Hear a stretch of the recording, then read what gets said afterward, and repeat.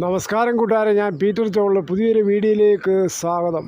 തെങ്ങിൻ തൈ സൂര്യതാപമേറ്റ് ഇലകൾ കരിയാൻ പോവുകയാണ്. സൂര്യതാപം അമിതമായ ചൂട് കാരണം ഇലകളെല്ലാം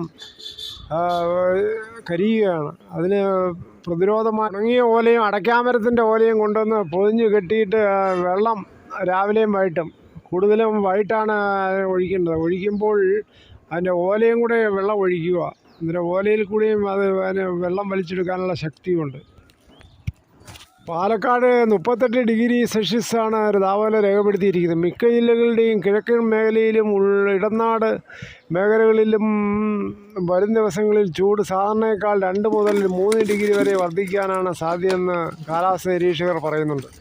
ഇങ്ങനെ അമിതമായി ചൂട് അടിക്കുന്ന സമയത്ത് ഇങ്ങനെ ഉണങ്ങിയ ഓല വെച്ച് പൊതിഞ്ഞു കെട്ടിയോ മറ്റ് വെള്ളം ചീറ്റുന്നത് നല്ലതാണ്. അങ്ങനെയൊക്കെയാണെങ്കിൽ കുറേ സമയം ആ ജലബാഷ്പങ്ങൾ അതിനകത്ത് കുറേ തങ്ങി നിൽക്കും. അങ്ങനെ ഒരു തണുപ്പ്